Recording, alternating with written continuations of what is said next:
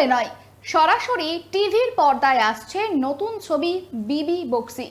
গ্রাম বাংলার পঞ্চায়েত ও এক লড়াকু মেয়ের নিজের পায়ে দাঁড়ানোর গল্প নিয়ে তৈরি হয়েছে এই ছবি। চিত্রনাট্য লিখেছেন পারমিতা মুন্সী এবং পরিচালনায় জয়দেব মুখোপাধ্যায়।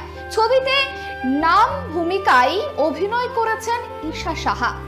মেয়ে বড় হলে পড়াশোনা নয়, বিয়েই জরুরি, এমন রক্ষণশীল পরিবার থেকে লড়াই করে বিবি বক্সি হয়ে ওঠার এক অদ্ভুত মোরাল রয়েছে এই গল্পে। চরিত্রের প্রয়োজনে মাত্র 6 দিনে সাইকেল চালানো শিখে শর্ট দিয়েছেন ঈশা।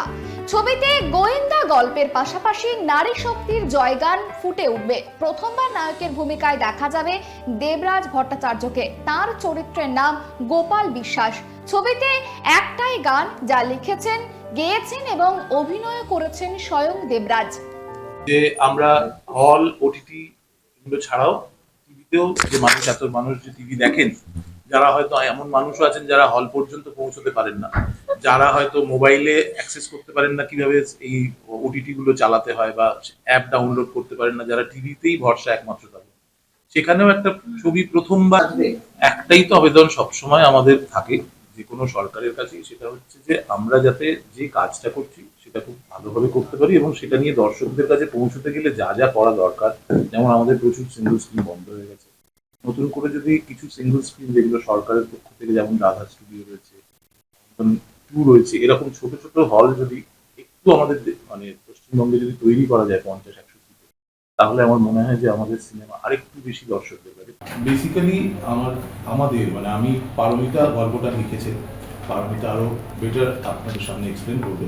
তবে আমার মনে হয়েছিল যে একজন সাধারণ মানুষ, আমরা সবাই খুবই সাধারণ এবং আমাদের নিজেদের অনেকগুলো অনিচ্ছে থাকে বা যেগুলো আমরা করে উঠতে পারি না, বা আমাদের অনেক সময় নিজেদের নানান রকম পারিপার্শ্বিক চাপে আমাদের সবকিছু করে হয়ে ওঠা হয় না।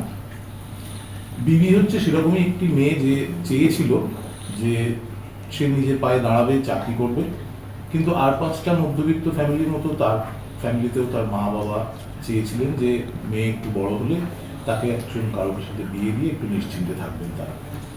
তো এই যে পরিস্থিতিটা, যেখানে আমাদের এরকম গ্রামের বহু মানুষের আমরা জানি বা বহু ছেলে মেয়ের কথা আমরা জানি, বিশেষ করে মেয়েদের, যে একটা বয়সের বড় হওয়ার পরেই তাদের বিয়ে দেওয়ার জন্য বাবা মারা উঠে পড়ে লাগে, হয়তো তারা সবসময় নিজেদের পায়ে দাঁড়াতেও পারেন না, তার আগে তাদের বিয়ে হয়ে যায়। এটা আমরা গ্রামে বহু জায়গায় বা বহু অংশেই দেখেছি। তো বিবির লড়াইটা সেখানেই যে সে একজন কনস্টেবল, সে নিজের যোগ্যতায় একটা চাকরি পেয়েছে, 12 অবধি পাশ করার পর সে একটা পুলিশের পরীক্ষায় অংশ নিয়েছিল এবং সেখানে পাশ করে সে একটা কনস্টেবলের চাকরি জোগাড় করেছে সম্পূর্ণ নিজের কৃতিত্বে। তো এরম একটা পরিস্থিতিতে সে যখন, এবং তার মাথায় বুদ্ধি আছে, সে এই কনস্টেবলের চাকরি করতে করতে বিভিন্ন রকম যে ওই ধরনের থানায় যা যা ছোটখাটো বিভিন্ন রকমের ঘটনা ঘটে সেগুলোকে নিজের বুদ্ধি দিয়ে চেষ্টা করে। সোনা থেকে ফ্লোরে যাওয়া অবধি, শুটিংটা শেষ করা অবধি, শুটিং শেষ হয়ে যাওয়ার পর 14বার করে খোঁজ নেওয়া অবধি, প্রত্যেকটা চরিত্রই এতটাই কাছের হয় যে যতক্ষণ অবধি রিলিজ হচ্ছে, লোকে দেখে কি বলছে সেই অবধি সবাই ইনভলভ থাকে। আমার মনে হয় গোটা প্রজেক্টের মধ্যে যারা যারা ইনভলভ তারা প্রত্যেকে খোঁজটা তো নেয় যে কবে কি হচ্ছে, আচ্ছা তাহলে এটা কি হবে, এই গানটা আমি একবার আগে দেখেছি, জয়দীপটাকে বলছিলাম যে এটা ভালো হয়েছে, ওই কাটটা সুন্দর। তো তার মানে সবাই এই প্রসেসটার মধ্যে আছে যতক্ষণ না পর্যন্ত রিলিজ হচ্ছে। তো ডেফিনেটলি স্পেশাল, সবসময় স্পেশাল হয়ে থাকবে।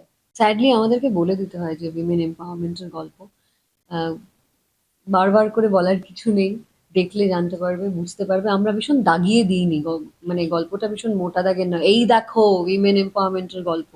গল্পটা খুব নর্মাল, একটা মেয়ের একটা জার্নি, মেয়ের বলবো না, এই মেয়েটার সঙ্গে জড়িত যারা রয়েছে তার জীবনে, তাদের প্রত্যেকের জার্নি, তারা কিভাবে ওদের লাইফটাকে লিড করছে, বিভিন্ন ঘটনা ঘটছে, তার সাথে কিভাবে এগিয়ে যাচ্ছে তাদের জীবনটা, ওটার গল্প। তো সেটা এম্পাওয়ারমেন্ট কিনা সেটা তোমরা দেখে তোমরা ডিসাইড। আমি ভেঙে দিতে চাই, আমি কোনো একদিন প্রডিউসার হয়ে সব রোগা বেটে দিলে আমি হিরো করবো, এরকম একটা একটা ভোট না, এইসব বাজে কথা একদমই না।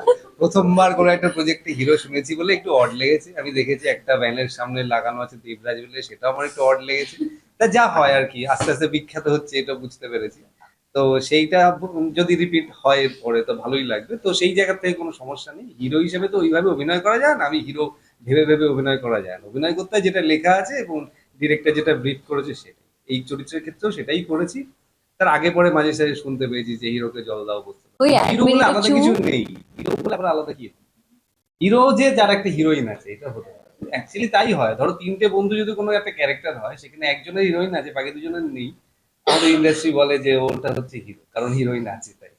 না, ওইরকম কিছু নেই অ্যাকচুয়ালি।